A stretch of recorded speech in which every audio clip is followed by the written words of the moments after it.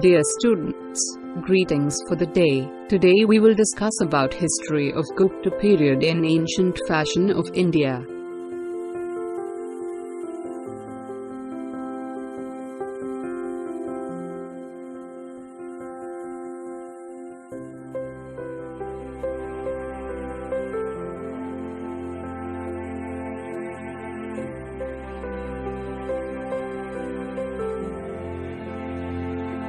The Gupta Empire was founded in northern India at the beginning of the 4th century and after a long period of chaos which ensued when the Kushan Empire ended in the middle of the 3rd century.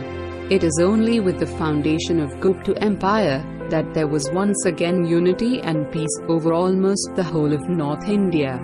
The Gupta Empire lasted for more than 2 centuries and was vast. It stretched over the major part of North India and Tibet in the east.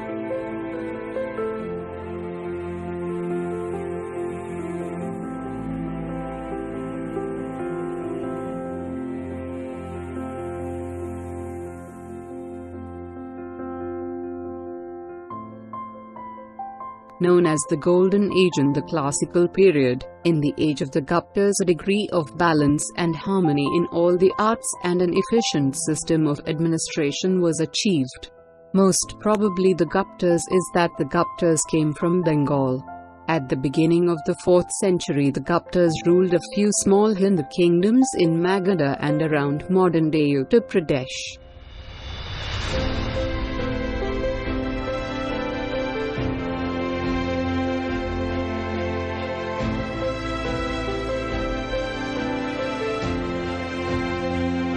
Male clothing.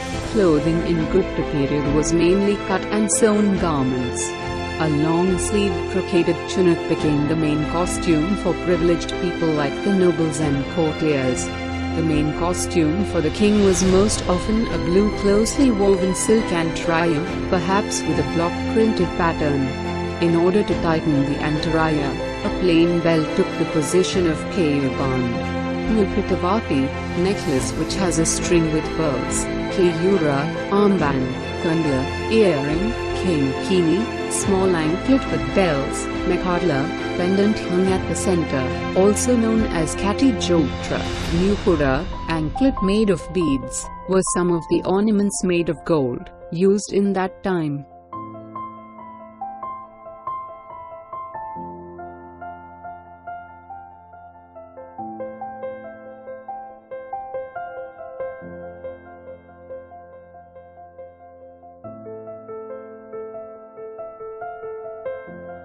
Stitched garments became very popular in this period only. Stitched garments became the sign of royalty. But antaraya, uttaraya, and other clothes still were in use. Gradually, the antaraya worn by the women turned into gagri, which has many swirling effects exalted by its many folds. That's why dancers used to wear it a lot.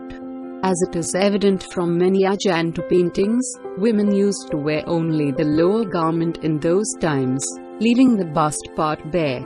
Later on, various kinds of blouses, collars, evolved. Some of them had strings attached leaving the back open while others was used to tie from front side, exposing the midriff. Kalaniku was an antaraya which could be worn as kachcha and lehenga style together. Women sometimes wore antaraya in sari style, throwing one end of it over the shoulder, but the main feature is that they did not use it to cover their heads as it was prominent in earlier periods.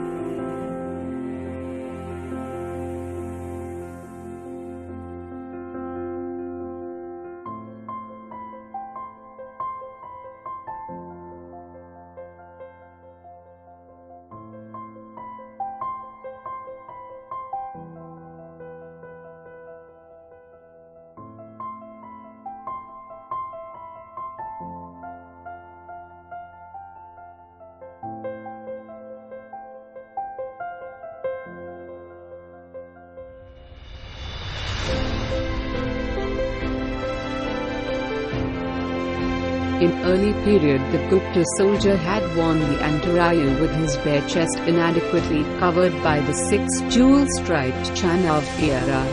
This evolved into the more efficient foreign-influenced kankyuka with trousers or short drawers, janga, and high boots, with a helmet or cap, and sometimes a fillet to tie back the hair. Later the soldier's uniform was either a short or long-sleeved knee-length tunic, kankyuka, which had a center front opening with V-shape or round neck. The tunics were sometimes spotted with black aloe wood paste, which could be a type of tie-dye, or banmi as it is known today. This may have been their version of the camouflage on military uniforms.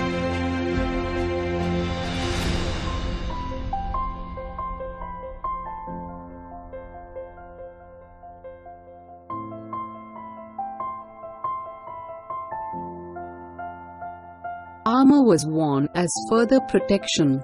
It was known as the sinai collar, probably of Chinese origin. It was sleeveless covering the front and back, and was made of metal. A helmet for soldiers was known as sirastrajala. Bows were of 2 kinds, the simple one-piece bow and the classic double-curved bow, probably made of 3 pieces.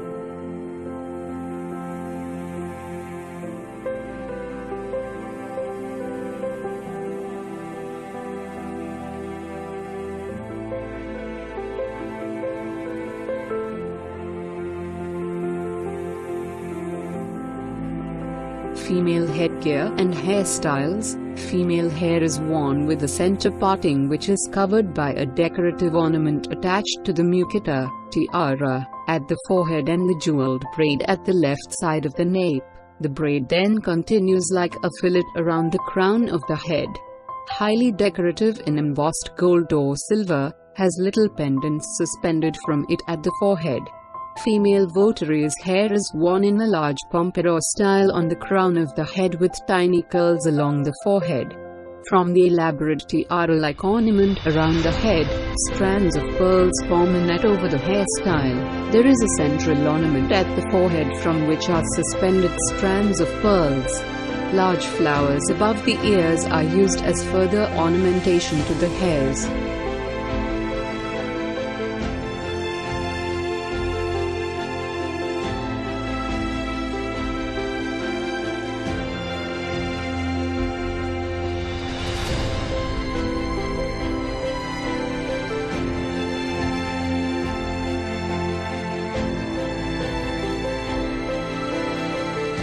For men, a tiara or crown with a band inset with pearls and something festooned with garlands replaced the turban. This slowly became more common for the king when informally dressed in indigenous garments. Attendants wore this as well as with shoulder-length hair. In royal entourage, the turban continued to be worn by high officials, like the chamberlain, ministers, military officers, civic officials and so on, where it had become a distinctive symbol of their respective ranks. It could be of fine muslin tied over a large knot of hair at the center of the forehead or a striped turban worn flat and twisted, giving rope-like effect to the cloth when wound. The ministers were often Brahmins with all their hair shorn, keeping only the ritual top knot. Generally, Hair was worn loose by men, shoulder-length and curled, in the Ganakantala style, sometimes with a headband to hold it in place, or adorned with a strand of pearls.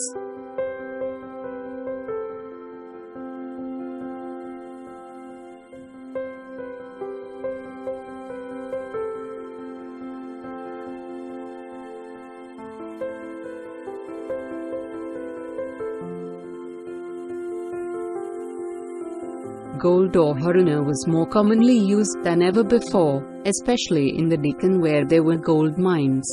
Gold ornaments for both men and women were exquisitely made, acquiring a new delicacy as beaten work, filigree work and twisted wire was skillfully combined with jewels, particularly pearls.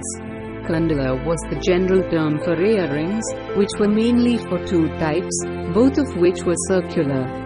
One was a large ring type and other was a button type, carnafluo, with a plain or decorated surface. The sutra was a chain for the neck. When made of gold with precious stones in the center, it was called Heme Sutra. But this was the era of the pearls necklaces or muktavali. A single strand of small pearls was the haravsti, one of big pearls, the Tara Hara, and one with gem in the center of the pearl was known as Sada Ikavali.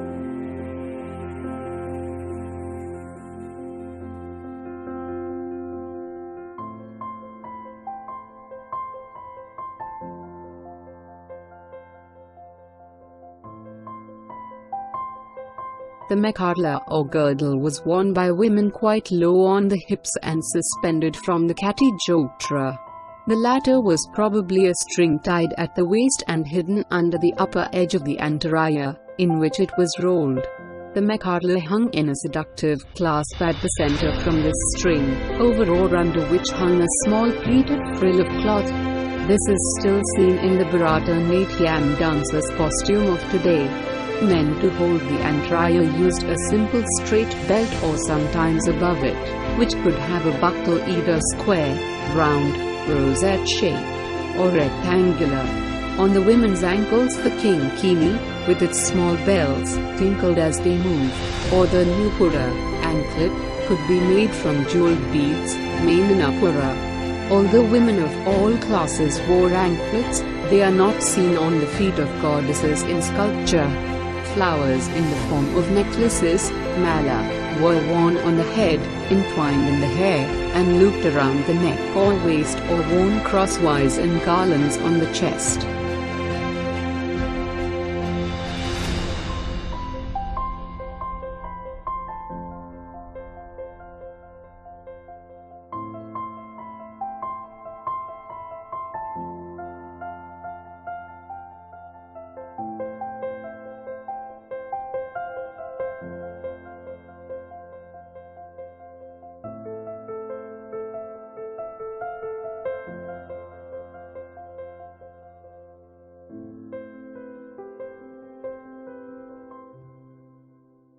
In the Gupta age, the finest textiles were available, printed, painted, dyed, and richly patterned in weaves or embroidery. The art of calico printing improved considerably, and many of the traditional prints of today originated in this period.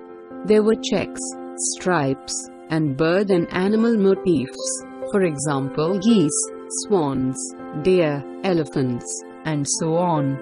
Delicate embroidery on muslins, consisting of hundreds on. Delicate embroidery on muslins, consisting of hundreds of different varieties of flowers and birds, was skillfully executed, along with intricately woven brocades, which continued to be in vogue. These brocades with floral designs from the Deccan and Konkan were like the Jamawar and Himru fabrics of today. The former is a silk floral design on a wool background and the latter has cotton for its main wrap. Gauze from Decca was noted for its transparency and was said to be so fine that the only evidence of its presence was the delicate gold edging of cloth. This had led to the further sophistication of wearing a transparent garment over a brightly colored one. Before this, the transparency of the cloth had only accentuated the nudity below.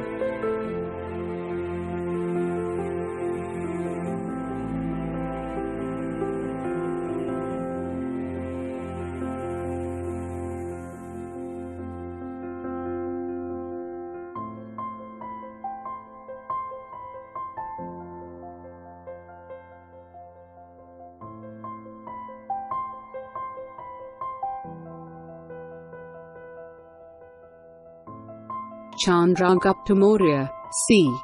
321, c.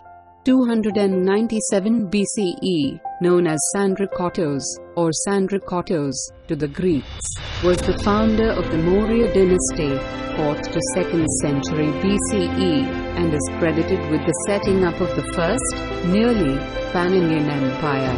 Aided by his mentor and later minister Chanakya or Kautilya, c. 4th century BCE, he set up a vast centralized empire. Details of his functioning, society, military and economy are well preserved in Kautilya's Arthashastra.